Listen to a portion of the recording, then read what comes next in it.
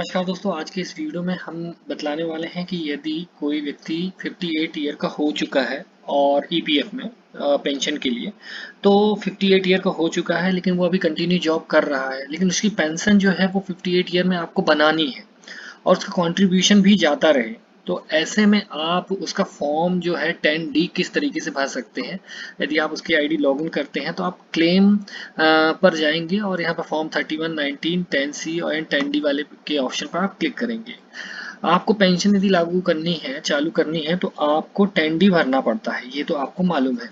लेकिन कई बार ऐसा होता है कि हमें जब हम 10D भरने के लिए जाते हैं तो वो फॉर्म 10D का खुलता ही नहीं है। तो उसका क्या कारण है ये भी मैं आपको बतला देता हूँ। सबसे पहला तो आपको ये चेक कर लेना है कि उसके कंट्रीब्यूशन के 10 साल जो है, 9 साल 6 महीने जो है वो कंट्रीब्यूशन गया हो टोटल मिलाकर के, चाहे जितनी भी कंपनियों से हो। दूसरा, उसका जो नॉमिनी है वो आपका फिल होना चाहिए। तो आप यहाँ मैनेज के ऑप्शन पर जाएंगे और मैनेज के ऑप्शन पर यहाँ पर ई नॉमिनेशन का फॉर्म भरेंगे और उसे ई साइन करके नॉमिनी को फिल कर लेंगे।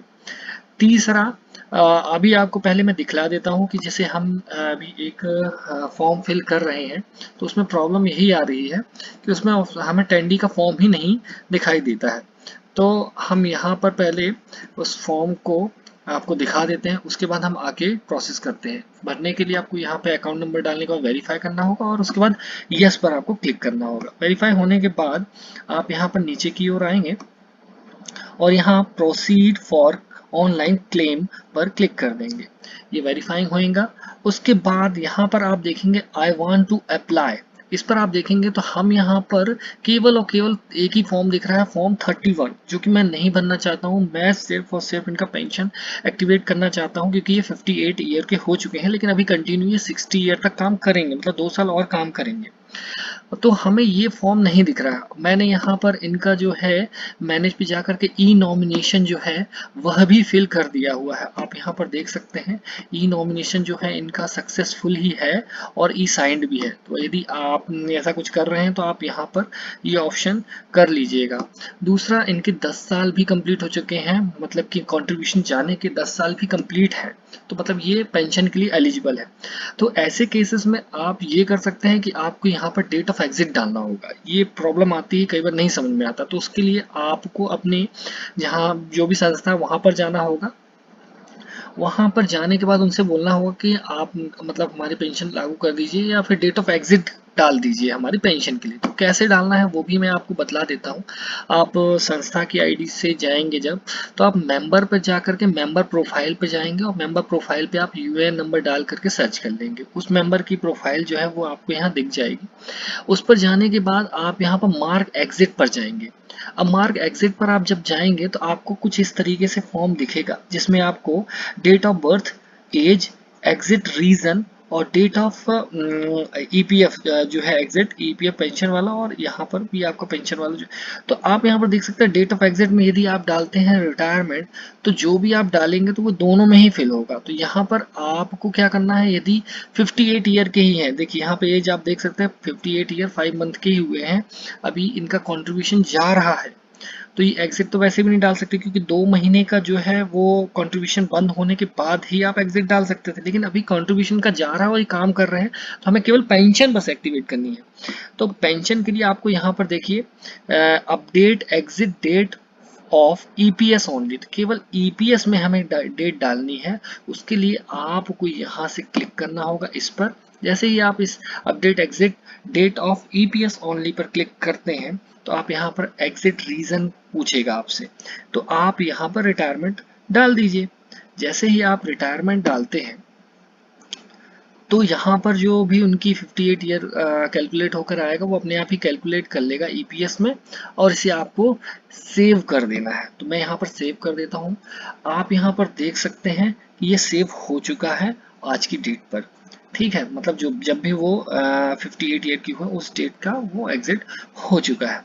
अब आपको वापस अपने पर जब आपका मार्क ऑफ एग्जिट हो जाता है तो उसके बाद यहाँ पर आपको इसे अप्रूव करना होगा। तो मतलब आपको मेंबर पर जाना होगा और अप्रूवल्स में जाएंगे आप। तो अप्रूवल्स में आपको यहाँ पर आप देख सकते हैं मेंबर एग्जिट इंडिविजुअल का ऑप्शन दिखेगा और यहाँ पर मार्क ऑफ एग्जिट दिख जाएगा। तो यहाँ पर आप व्यू करके देख सकते हैं कि किसका मार्क ऑफ एग्जिट है। तो यहाँ पर आपको नाम और सारी जानकारी जो है वो मिल जाएगी। इसके बाद आपको यहाँ पर अप्रूव के ऑप्शन पर क्लिक कर देना है। जैसे ही आप अप्रूव कर देते हैं तो ये आपसे पूछेगा कि are you sure you want to approve, तो ओके पर आपको क्लिक कर देना है। जैसे ही आप ओके पर क्लिक करेंगे तो आप यहाँ पर देख सकते हैं अप्रूव्ड सक्सेसफुली का ऑप्शन जो है आपको मिल जाएगा। अब आप वापस जो है मेंबर की प्रोफाइल पर जाएंगे और मेंबर की आईडी से लॉगिन करेंगे और आपको क्लेम करना है। तो आप ऑनलाइन सर्विस पर जाने के बाद आप क्लेम के ऑप्शन पर जाएंगे। फिर यहाँ पर आपको वही बैंक अकाउंट नंबर जो है वो आपको डाल के रखना है और उसके बाद मैं यहाँ पे डाल देता हूँ। उसके बाद आपको वेरीफाई करना है। वेरीफाई करने के बाद फिर से वही ऑप्शन यस पूछेगा, ये आपको करना ही होगा और उसके बाद नीचे आना है आपको और प्रोसीड फॉर क्लेम के ऑप्शन पर क्लिक कर देना है। अब आप यहाँ पर देख सकते हैं फिर से वही ऑप्शन दे रहा है I want to apply for. जैसे ही आप क्लिक करते हैं तो यहाँ पर आप देख सकते हैं कि ये मंथली पेंशन जो है आपकी वह फॉर्म 10D वो आ चुका है। तो इस पर आपको क्लिक कर देना है। तो ये आपकी प्रॉब्लम इस तरीके से शॉर्ट आउट हो जाएगी। कई बार लोगों को समझ में नहीं आता कि क्या प्रॉब्लम है। हमने नॉमिनी भी डाल दिया है, 10 साल पूरे भी हो चुके हैं कंट्रीब्यूशन के, और यदि वो एग्जिट करना चाहे तो एग्जिट भी नहीं हो रहा था। तो ये सारी प्रॉब्लम जो है आती है। तो इस तरीके से आप 58 ईयर के बाद जो है पेंशन जो है चालू कर सकते हैं। अब यहाँ पर देखिए अब जैसे ही आप आगे बढ़ेंगे तो ये पूछेगा आपसे कि उसका पेंशन का क्लेम क्या है। तो वो तो पहले से ही आके ही लिख जाएगा। और यहाँ पर आप देखिए सर्टिफिकेट यदि कोई है आपके पास, कई कंपनियों में आपने काम किया है तो उसका स्कीम सर्टिफिकेट होता है। यदि है तो आप यस कीजिएगा, नहीं है तो आप नो कीजिएगा। यस करेंगे तो आपको स्टेट ऑफिस और फिर स्कीम सर्टिफिकेट नंबर डालना होगा। तो अभी हमारे केस में ऐसा तो नहीं है तो हमने नो कर दिया है। उसके बाद आपको डिफर्ड पेंशन यदि चाहते हैं तो आप यस करेंगे, ठीक है। और यदि आप नो करना चाहेंगे तो नो कर देंगे। यस करने पे आपको डिफर्ड पेंशन का मतलब मैं समझा देता हूँ कि जैसे कि आप 58 ईयर के हैं और आप चाहते हैं कि हमारी जो पेंशन 59 ईयर में चालू हो या 60 ईयर में चालू हो हमारी पेंशन, तो आप ये चूज कर सकते हैं, ठीक है। तो आपका जो भी 1 साल का होगा 4% बढ़ के आपको मिल जाएगा, 2 साल का है तो वो 8% हो जाएगा। तो ये डिफर्ड पेंशन का कंट्रीब्यूशन होगा। अभी हम चाहते हैं कि नहीं 58 ईयर से ही हमारा चालू हो जाए तो हमने नो कर दिया यहाँ पर। उसके बाद यहाँ पर आपकी फैमिली डिटेल जो भी आपका नॉमिनी है वो यहाँ पर लिख करके आ जाएगा, ठीक है। तो नॉमिनी का होना बहुत जरूरी है, ये आपको मालूम होना चाहिए। वीडियो लंबा हो सकता है लेकिन आपको जानकारी पूरी मिलेगी। उसके बाद आपको यहाँ पर एम्प्लॉय एड्रेस डालना होगा, स्ट्रीट डालना होगा और सेलेक्ट स्टेट करना होगा, है ना। ये सारा आपको फिल करने के बाद बैंक डिटेल जो है वो डालनी होगी, बैंक अकाउंट नंबर डालना होगा, IFSC कोड डालना होगा। ये सब कुछ अपने आप फिर आ जाएगा।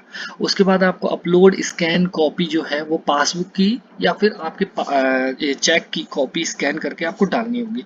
लेकिन आपको यहाँ ध्यान रखना होगा कि जो भी स्कैन कॉपी है वो JPG या फिर JPEG के फॉर्मेट में होना चाहिए और 100 KB से छोटा नहीं होना चाहिए, 100 से 500 KB के बीच का साइज होना चाहिए। तो ये आपको ध्यान रखना होगा, नहीं तो कई बार फाइल बड़ी होती है या छोटी होती है तो वो फिर लेती ही नहीं है। उसके बाद जैसे ही आप अपलोड कर देंगे तो नीचे की ओर आप आएंगे तो यहाँ पर आपको ये दोनों चेक बॉक्स पर क्लिक करना होगा, मतलब परमिशन देनी होगी। परमिशन देने के बाद इसके बाद आप यहाँ पर आगे बढ़ सकते हैं। तो इस तरीके से आप जो है 58 ईयर का जो भी बंदा हो चुका है उसकी पेंशन चालू करने के लिए इस तरीके से आप काम कर सकते हैं। तो आशा है कि आपको ये चीज़ समझ में आ गई होगी जो मैं बतलाना चाह रहा हूँ। यदि मैं थोड़ा तेज बोल रहा हूँ तो आप वीडियो स्लो करके भी देख सकते हैं या रिपीट करके भी देख सकते हैं। और भी यदि कोई सवाल है आपके EPF से रिलेटेड तो वो भी आप मुझे कमेंट बॉक्स में पूछ सकते हैं, मैं उसका जवाब दूंगा। या फिर उससे रिलेटेड यदि कोई वीडियो बनाने की ज़रूरत पड़ी तो भी मैं बनाऊंगा। तो हमारे साथ जुड़े रहने के लिए और भी जो भी आपकी प्रॉब्लम्स हैं वो आप हमें कमेंट बॉक्स में लिखेंगे, यदि उसका सॉल्यूशन हमारे पास है तो हम उसका जवाब देंगे। तो हमसे जुड़े रहने के लिए चैनल को सब्सक्राइब कर लीजिएगा, लाइक कीजिएगा और शेयर भी कीजिएगा। धन्यवाद।